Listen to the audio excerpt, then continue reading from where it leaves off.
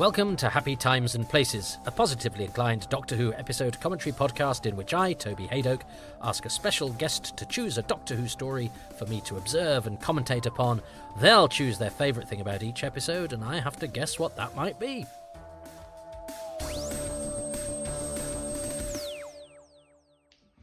Hello, Toby.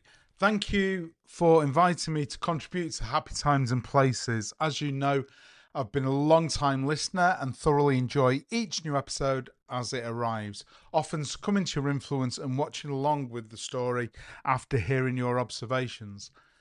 I've been a Doctor Who fan since the summer of 1976. Whilst on holiday in Bournemouth, I found the Amazing World of Doctor Who book on sale in W.H. Smith's, and my mum took pity on me for having suffered a long train journey from Manchester and persuaded my dad to buy it for me. Until that point, I'd never been actually allowed to watch the show as it was still deemed too scary for me. However, I was able to catch the second episode of the repeat of Deadly Assassin the following year and watched it from then on, other than episode 3 of Keeper of Traken, which clashed with a trip to Filbert Street in Leicester to watch Manchester United get beaten. Some things never change. The first story I watched in its entirety was Horror of Fang Rock, which is still a favourite today, but that isn't the story I'm choosing for you to watch. I suppose, though, I should say why people may know me, though, or may not, as the case may be. I'm not a star of stage or screen, or an academic per se. However, I do love music. During the heady days of the 1990s, I managed a band in Manchester, and during the pandemic was invited to write for the website Louder Than War, founded by John Robb, who's probably done as many talking head slots on TV as you have Doctor Who videos. As well as writing reviews of records and books and gigs, I do a radio show every Saturday called The Indie Brunch, where I interview people connected with the industry, musicians, photographers, authors, and play various records. Most recently, I've also become a published author. My book, All the Young Punks, A People's History of the Clash, is available now in all good bookshops and online. And my second book, A People's History of Billy Bragg, a tome which I am editing with for the man himself, is now at the design stage and due for release later on in the year. All exciting stuff. Anyway, thank you again for inviting me along. I hope you enjoy revisiting The Invisible Enemy. Well, welcome everybody, and that was the lovely Iain Key, who has a book out, so I have decided to record and release this particular edition of Happy Times and Places to coincide as closely as I can with Ian's oral history of the Clash. So any musos amongst you, Iain really knows his stuff and has dug down as deep into the Clash as I know I probably have into the life of Walter Randall, but Ian's works possibly have slightly more popular culture significance. Iain recorded me, in his own words, a plug of his book, which I now can't find, but I will put that on later editions, and I will remind you about Ian's book at the end. I was gonna sort of want to release this story around this time anyway, because we're building up to 100 Happy Times and Places, and I felt I wanted to give the countdown a bit of luster just as we get built up to number 100, which will celebrate its own landmark of Doctor Who. This is a personal landmark for me. The Invisible Enemy is the story I first remember watching. I watched this. It was a summer repeat. I watched this go out, and I know that it was the repeat because my brothers, I have older brothers, had seen it before. I'll make this a brief version, I think, because I've done this in various podcasts and AMAs and various others, so I suspect anybody that's interested enough to have tuned into, story 97 of Happy Times and Places may well be well versed in the story of my initiation into Doctor Who. This was repeated on the 13th of July, 1978. So that was the date that I met with the fate that would... I may have watched... I may have watched stories before. But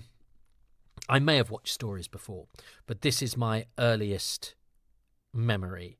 And I remember my brothers saying, as the story started and the astronauts get infected, oh, this is where their faces turn furry. And a bit later, their faces turn furry. And I remember the time tunnel. They call the opening and closing sequence the time tunnel. And I must have watched it in black and white on a portable television. I remember which room I was in. We called it the study because it was a room lined with books, and in front of a fire. It was a very cold house. I was probably wrapped up or under a blanket or something. I almost feel like I was fresh out of a bath, but that was no, probably wouldn't have been because it was a Thursday. Anyway, let's not get into that. But I would have been in July 1978. I would have been 4 years old, having been born in January 1974. So 4.5 I was. And it's my earliest memory. It really is. I have a couple of snapshot memories of my dad, and he had gone by then. But it's my initiation into Doctor Who. It's my first. It will always have a weird, special place in my heart. I wonder what I would think of the Invisible Enemy, because I don't think it's a particularly strong story. I think it's a funny old thing as well. And I think it feels a bit strange because it's a space story in a period where there weren't many space stories. And if there were space stories, none of them quite looked or felt like this. It seems to me that this has many aspects to it, tonally and visually, and storytelling-wise, actually, that make it seem slightly unusual. But I wonder if some of its unusual nature is partly to do with my special association with it. Anyway, let us crack on with my friend Iain Key, who I know, who is a resident of Patreonville. He is a very kind contributor to my Patreon and has been ever since it started. But for many years, my good friend and actor Liam Fox always talked of his friend who was a Doctor Who fan who I really should meet. So we knew of each other, Iain and I, long before we actually encountered each other. But we met each other now.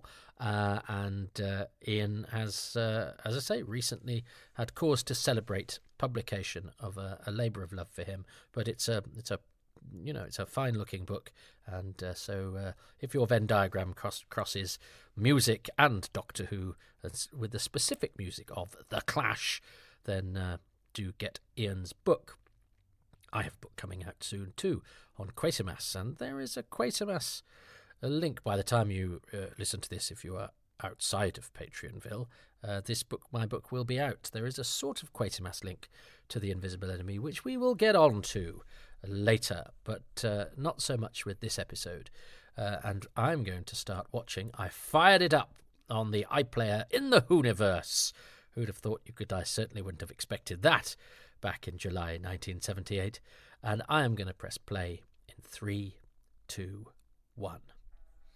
So here we are, the time tunnel. Oh yes, indeed. It's I certainly not the story that I would have nominated to be my first. And I remember buying the Target book of it as well, which I'd held off doing because I was kind of, well, I have seen it, even though I didn't remember the details of the story. But yeah, it's always had a unique frisson for me.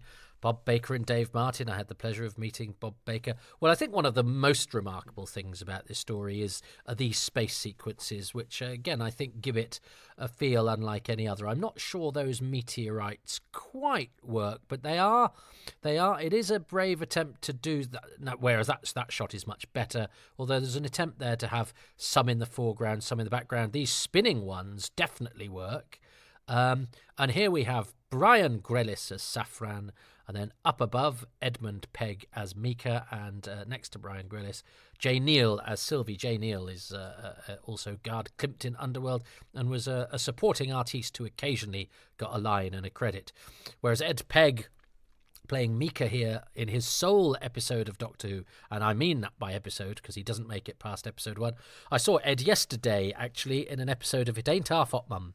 I was at another Ed's house, Ed Stradling's house, and Ed has an archive full of all sorts of stuff, and my friend Matt, who was also on the visit, had wanted to watch an episode of It Ain't Half Hot Mum. So this one was played, and in it Ed plays an Australian officer out in the jungle, because Ed is an Australian, returned to Australia, although he used to come back to England once a year. I haven't seen him for a while, but he usually tells me if he's coming back to the UK. I've socialised with him many times, still in touch with him. He offered himself to my Who's Round, whereas Brian Grellis here, who is also Shepra in Revenge of the Cybermen and the Megaphone Man in Snake Dance, but was well known for being in Z-Cars a few years previously to this. Grellis, I've spoken to him on the phone. A relative of his gave me his phone number, and he's one that got away, sadly, Brian. I spoke to him and he said he'd not been very well, and he didn't really remember Doctor Who, the 2 Doctor Who's that he'd done. And I said, "Oh, you've actually done 3." And then, funny enough, but I said I'd call him back at the end of the month or whatever. And then he accidentally called me about 10 minutes later. So we had 2 chats because he made a mistake to call me. Here we are, more special effects, sort of smoky, oily, lightning-y stuff. I think it's an excellent model spaceship. I think this does feel like some real effort has been put into the spaceship scenes. And Brian Grellis, I didn't chase him up, partially because I think I just felt a little on the back foot because he'd said he didn't really remember anything, and I've since discovered he's now too poorly to be interviewed. So sadly, I never got Brian. Contact has been established, of course, is the name of the first episode of the Quatermass Experiment, and contact has been made becomes a sort of catchphrase. So yeah, I remember that when this started, and I really remember the layout of that spaceship that they're in, with one of them on the top and 2 of them down at the bottom, and that control panel, and my brothers saying this is where their faces turn furry. But I had actually thought that you saw the lightning sort of come out of the control panel and you saw their faces turn furry in shot. So it just goes to show that the memory does cheat. And I think I'd thought their faces were sort of furry on the cheeks rather than the sort of silver eyebrows that they get. But you know, the imagery was there, and I definitely remember watching and what my brother said. But it's funny how some of it morphs as time passes. But I like the fact that my initial incorrect memory has not been wiped out by the fact that I now have the ocular proof of what it was actually like. But yeah, this is so they're my first Doctor Who team, the Doctor and Leela, and they are excellent. And I think Tom Baker's, because some photos of Tom Baker in this, with my knowledge of their faces turning furry, because he's got quite long and much sort of more gingery whiskers than he has his hair. I think I'd imagined that the furry faces were kind of that sort of fur on almost on Tom Baker's cheek. Excellent model work. So yeah, this is absolutely fantastic. This is above average model work for Doctor Who. I think it stands up really well. I much prefer a model to CGI, so I'm absolutely sold on all of this sort of stuff. Moves slightly too quickly, doesn't it? But that's I think we can. No, I think we can have that. But yeah, Brian Grellis was a very well known, and in fact, Kevin McNally, who worked with Brian Grellis on Survivors, Kevin's a mate of mine now, really, said that he really loved Brian and said he was really friendly. And I tried to connect them up, actually, but I think Brian's number now was not the correct number, or he was too poorly by then.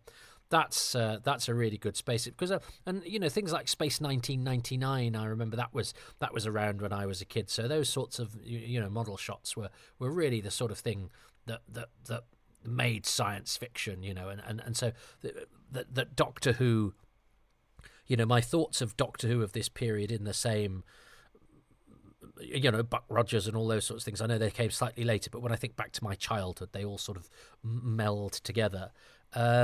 that Doctor Who could sort of hold its own against those things that had much more money, you know, and you know, clearly look all on film and superior to a modern eye, if you like.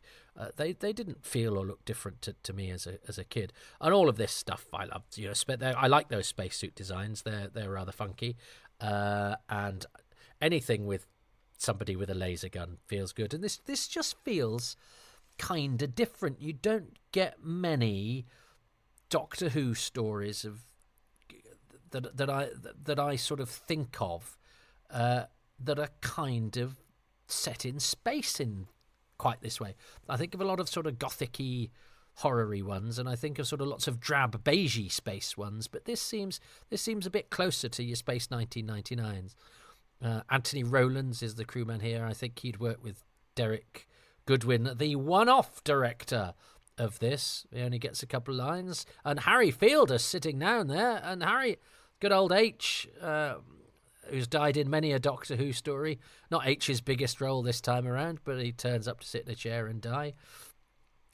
Is this where we see the hairy faces? Yeah, so I suppose they do have a bit of stuff on their cheek, but on their cheek it's a bit more scaly, isn't it? In fact, that reminds me very much of the psoriasis I had on my face for almost a decade or so. It was either side of my nose and very scaly. He's got a slightly nasal voice, Brian Grellis, which when he's doing alien acting, it does remind you a little bit of sort of possessed alien acting that is a bit sort of weirdly cliched, and it's something to do with the weird sort of blocked up nose quality of his voice and the slightly higher pitch. I always think of Stephen Fry and Blackadder with his "send him to the sprouting chamber." There's something about, and he has a line later where he talks like the alien, and it does veer into the slightly comical. But that's okay, because we have Michael Sheard who says "God," which is very unusual for Doctor Who. There is nothing wrong. I am an alien. And I love Brian Grellis in Revenge of the Cybermen, where he's Shepra, and doesn't he? I think Tom Baker recalls that every time. Who is this Saffron? Yeah, so he's lost his personality. I think when Brian Grellis plays Shepra in Revenge of the Cybermen, whenever he'd sort of salute and bash his chest, he'd do a funny cough. So this is nice, and what I like about this is that Michael Sheard, who, spoilers, ends up being the baddie in this story, and he is one of my memories of this story. I remember the bald man wandering about. You forget when you come to this sort of with your assumed knowledge, or your known knowledge of it, your post knowledge of it, that it really sets him up as being the ally for the story.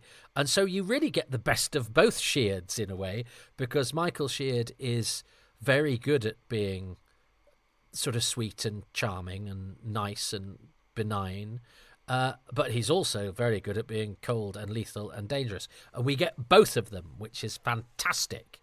This is Leela learning to spell her name. That's chalk. That chalk on the blackboard. I don't like that noise. She does suit Tom Baker's hat, doesn't she? So this is where you see the lightning coming out of the TARDIS console, didn't you? And I swear that happened in the to the astronauts in their ship. I swear that it came out of their control panel and turned their faces furry. But there we go. I do like this lighter coat of Tom Baker's as well. That set my teeth on edge, that chalk on that blackboard. Leela looking a bit scared, but which is slightly unusual, isn't it, for her? But it's because... Oh, no, troubled. Troubled is better than scared. Yeah, well, and that's quite nice that she's got these heightened senses, that she can pick up something in the ether that suggests that things are amiss, which I mean, it does have its slight base in the slightly patronising thing of, if they're a savage, they have heightened other senses. But as a storytelling device and a different gift for a companion, I think that's okay, and she does it very, very well. he could have reacted a bit to that, I think, Tom Baker, but there we go. Anyway, but then again, the Doctor doesn't notice St. Elmo's fire. Yeah, I like it when they sort of tie in a spacey thing with something we can understand in Earth times, and also explains what St. Elmo's fire is, not the movie. We're starting to see jokes creeping in, are we not? But she plays it so very well, and look at her. She's absolutely selling every second of this. She's showing that something's up, but without losing her cool. It's like she's suggesting the hairs on the back of her neck have stood on end, and she's gonna, keep an eye on it. And the Doctor has been contact has been made. Oh, he's about to say it. Yes, contact has been made. That's John Leeson making... Oh, of course, my first story is also a debut for somebody else. So, because I know... Well, we'll get on to him in episode 2. So, lovely Edmund Pegg here, who's had a marvellous career. He's in Tenko, in which he has a very good part. He's in The Day of the Triffids, the BBC version, where he was a last-minute replacement, actually. This is odd, I think, how we start this scene with the thing coming out at Leela. We don't see her approach the TARDIS or check. It's unusual because I think we would be used to see her at least take a few steps forward. But it's like the scene is sort of halfway through. I don't mind it. I simply comment on it because I do feel it's slightly unusual. I like the feel of this base, actually, and the fact we've seen Michael Sheard outside through the window. But this feels like a unique environment for the show. I don't really feel there's anywhere... As I say, just the design, and maybe it's the fact that the director's never directed for the show before us. It's Derek Goodwin, whose main experience was in sitcoms, actually. He only died a couple of years ago. They did get him for the DVD documentary of this, but I think they interviewed him at quite the last minute because they hadn't thought they'd be able to find him.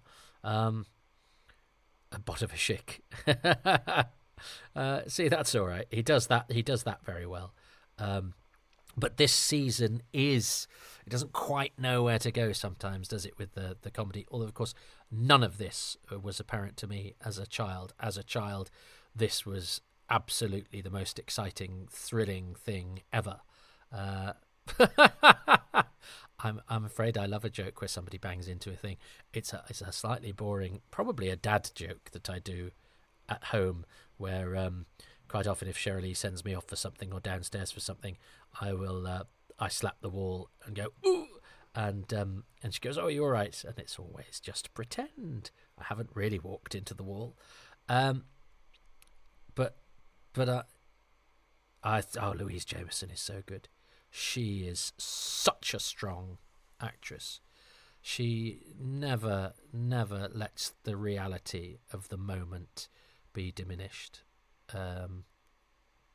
Michael Sheard. Oh, so yeah, look at Michael Sheard here, and I like it. Like, so I think he kills Jane Eel here, doesn't he? So yeah, the smallest part actor. It's always hard to pull off these sequences. I actually think it's not daft to decide not to have the laser beam line and instead have the flash, because you could put that wherever you want, no matter the sort of geometrical obligations of drawing a line from the tip of the gun to the victim, which as we know can cause problems in stories like Nightmare of Eden, or every time K9 sort of has to shoot straight upwards or whatever. But I do like a laser beam from this period of Doctor Who. I think a laser beam, and again, watching as a kid, there was nothing more exciting than having zapping going on. And but yeah, it's an unusual story, isn't it? Because it's nothing like the story that's come before it, and it really is odd when you think of Horrorfang Rock, which I've watched many times more than this, and of course I have watched it in order. When doing Running Through Corridors, when Rob Shearman and I watched every story in order. but it does feel like it's from a slightly different. My teeth are still on edge from that chalk, and you can feel with Tom Baker that although he's being absolutely bang on here. I always like it when you can sort of see in his eyes he's sort of calculating everything and assessing the situation. You want that from the Doctor. You want a sort of brilliant mind whirring and whirring away, and it has that rather beautiful practical plot thing, storytelling thing, that because he's so single-minded and concentrating, you have their separation take place with a sort of witty piece of business, really. This is a bit odd, isn't it? Oh, but it is because they think he's been taken over.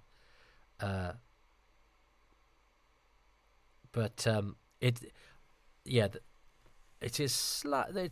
This does slightly stretch credulity a little bit, I think.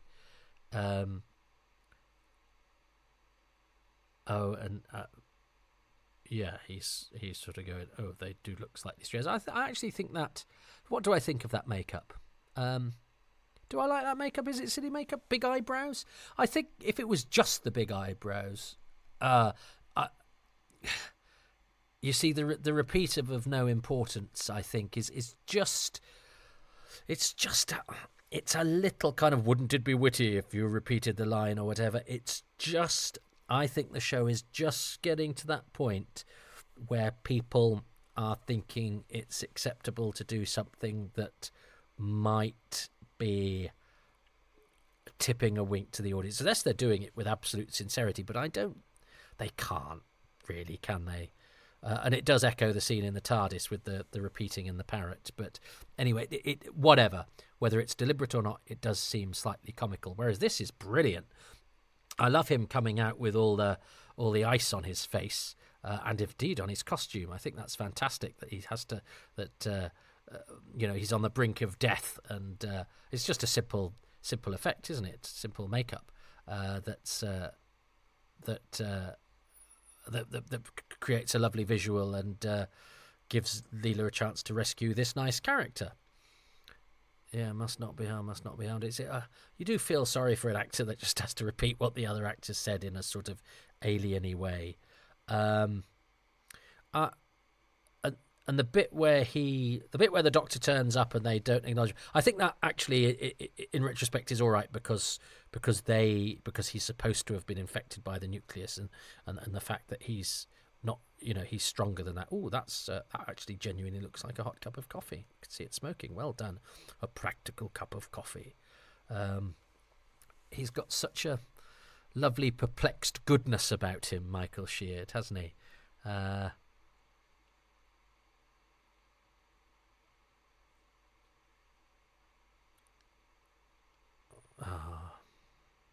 And it's actually very cleverly done on just a small handful of sets as well. But it's the story of having something through space is. I mean, I don't want to plug my book. I do want to. I'll plug my book on the Quatermass experiment. It is not unlike the Quatermass experiment, where the spaceship with 3 men in it goes through a sort of cloud. We don't see it as we see the beautiful effects here, but it is described in the Quatermass experiment as a plankton of the ether, which I think is a wonderful phrase. Only one astronaut returns, but he is infected. So there's an element of infection to it. I like the fact that they're setting up a really good rapport here between Lowe and Leela, and I love the fact that it's sort of favouring Michael Sheard too as well, because it's really setting him up as the good guy. I think this is very, very nicely done and kind of refreshing, and you're already in this world. It's a shame Ed Pegg's been wasted, rather. Yeah, he's had a really, really good career, but he. Yeah, when I put my call out for people to do Who's Round, I think he spotted it online and got in touch. and he was in Australia at that time, so we spoke over Skype. He was having a glass of wine somewhere beautiful and warm, but we did subsequently meet up because he had a flat in London that he would come to just check in on every year. And Ed has a book called Forever Horatio, which is a great title for a book about actors who don't necessarily get to play the lead but have a good career. And he gets killed. Yes, he gets killed. So that's it for Ed. Gets killed just before the end of the episode, which means he doesn't need to be in episode 2. But there's a whole chapter on Doctor Who in his book, I think, because he knew that it was worth giving it some space because people would be interested. And that's really sad for Lo, who's been such a good, brave, and loyal character who's had an instant rapport with Leela, and we feel he's going to be our mate. So Ed is now dead, out of shot, so that means that he doesn't have to. Oh, and I definitely remember the hairy hands, and I think I definitely remember this episode ending, which is a great visual. But again, it's sort of unlike it.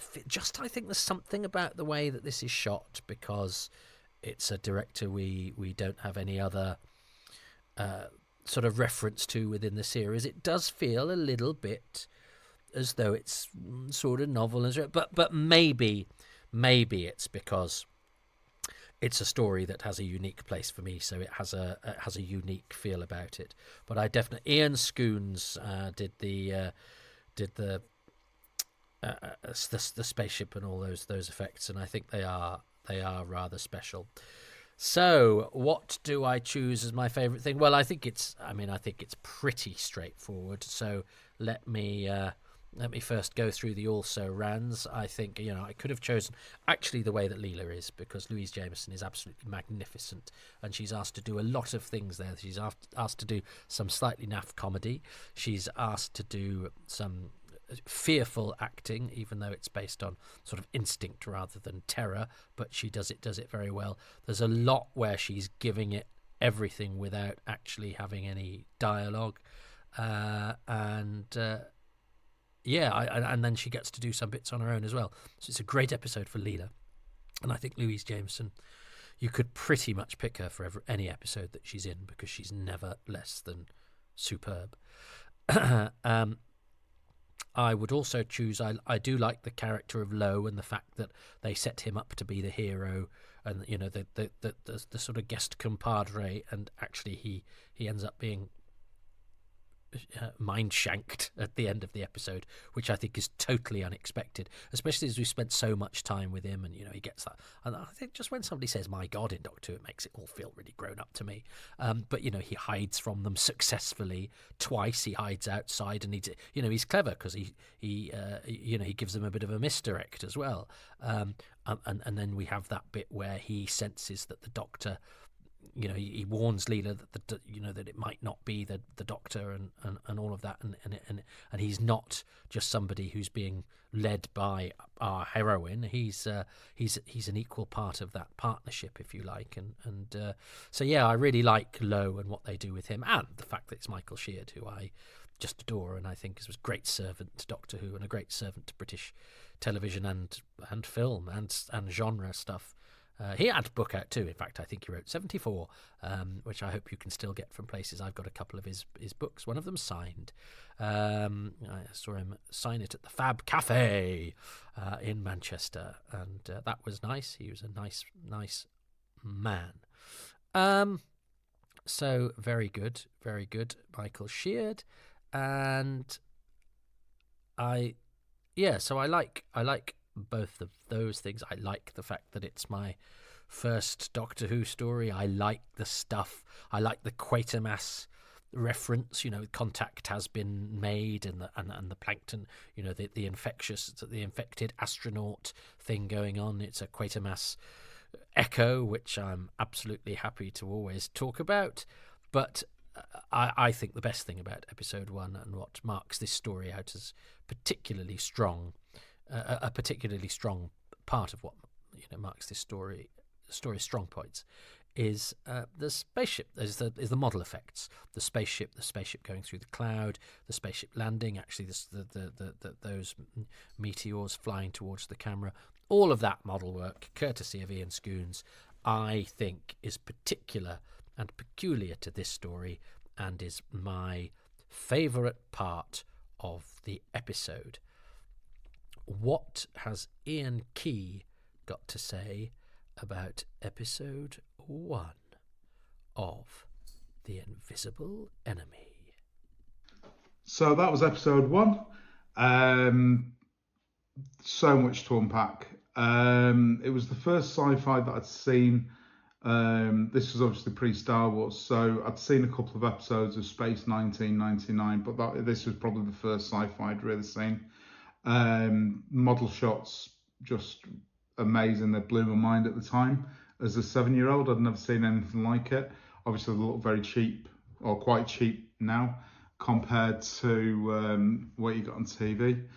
I love the moon base, the Titan base, the space writing on the wall with exit, written EGSIT rather than exit. The funky eyebrows from the aliens, Michael Sheard, obviously, who would later become Mr. Bronson and Scourge of my generation.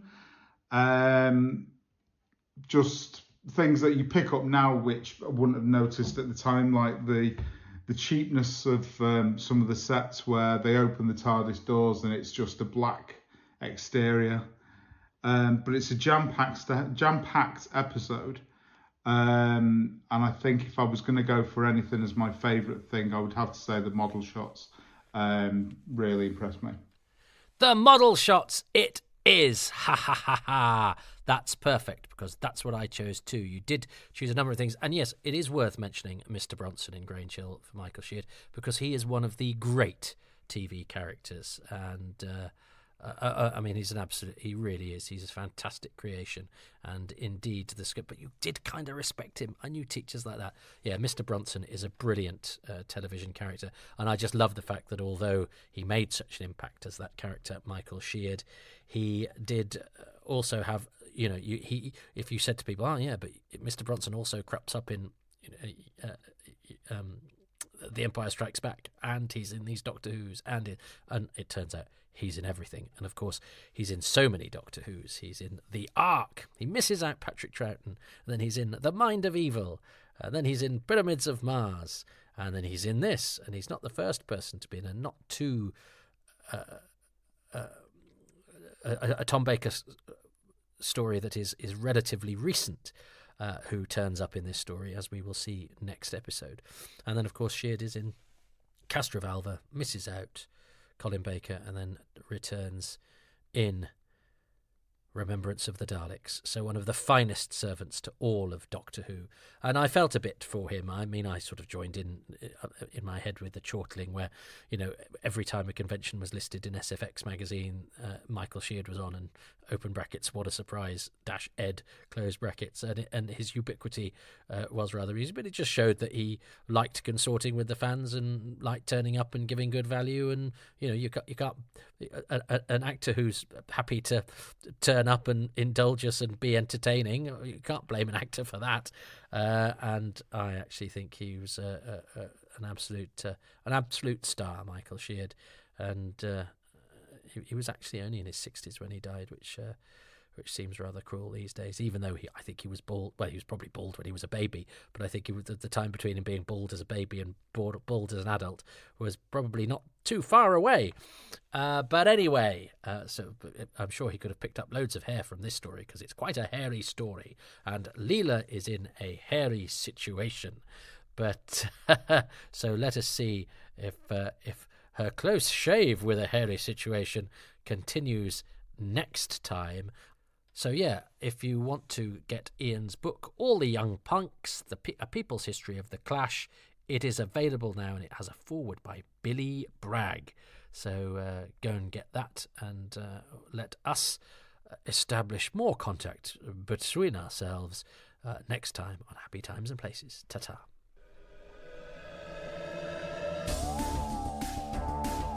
Thanks very much for listening to Happy Times and Places, which is presented by me, Toby Haydock, and my special guest, Iain Key, who is on Twitter at Iain Key, but it's one of those funny Ians with two I's. Iain, Iain Key. So follow him there and remember to get his book On the Clash. I'm grateful to Iain and to the patrons, of whom he is one, who make these podcasts possible. They include Gavin Rymil, John Rumfit, Darren Rule, Ronin, Alex Rowan, Roger 1966, Murray Robertson, Richard Riley, Sean Reynolds, Paula Reynolds, William Remmers, Ian Radford, Liam Price, Kitty Placati, Shane Play, Steve Phillips, John Pettigrew, Richard Patey, Phil Pascoe, James Parsons, Andy Parkinson, Russell Parker, Mark Trevor Owen, Runa Brutig Olsen, Neil O, Jeremiah O'Connor and Steve O'Brien. The music is by Dave Gates, the artwork by Dylan Patterson.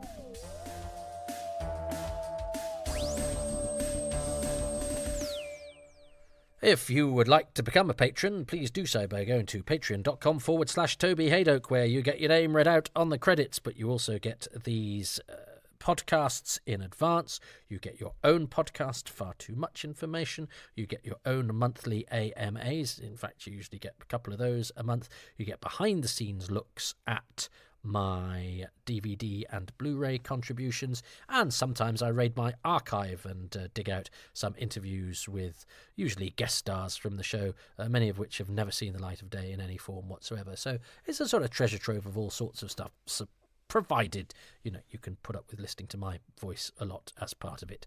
If you don't want to become a patron but would like to support these because you've enjoyed an episode or I'm sounding particularly hungry or needy, then please go to kofi.com/Toby Haydock, which has no monthly commitment, but you can do a one-off. It's like you're buying me a coffee to say thanks if I've done something you've particularly liked.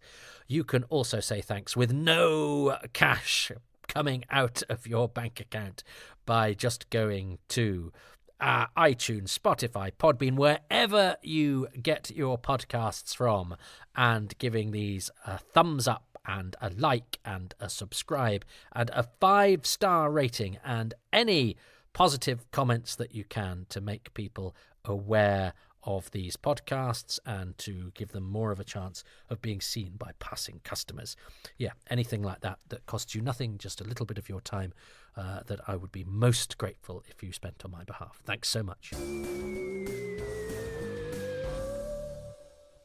I'm all over social media like a rash. I'm on Twitter myself at Toby Haydock. These podcasts also have their own stream at Haydock Podcasts. I'm on Blue Sky as well. Find me there just under my name, Toby Haydock. I think there's other bits and bobs there, but you'll find me, I'm sure. And I have a Facebook page and I have a YouTube channel. Like and subscribe that too. I'm everywhere because I'm a needy, self-employed windbag, and I blow in every single direction.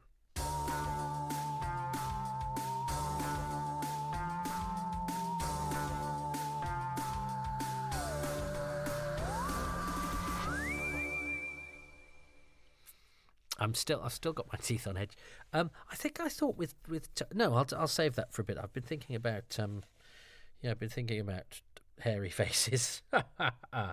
But yeah, Ian's a good guy. I hope he does well with his book. It's so funny. His books actually come out long before mine. Haha. But as I record this, I am in the closing stages of typesetting and editing my book on the Quatermass experiment, which does have some similarities with the Invisible Enemy. Oh, nice. And I was also in Cardiff yesterday, and I was seeing some key filming spots for New Doctor Who. I saw Penarth, really. Saw the promenade at Penarth, which is going to turn up in an episode of the latest series, which, as I record this, started a couple of days ago. I have just seen the Robot Revolution, so I've seen the latest episode of Doctor Who, and am now bookending it with my first episode of Doctor Who. And I also saw a house that's in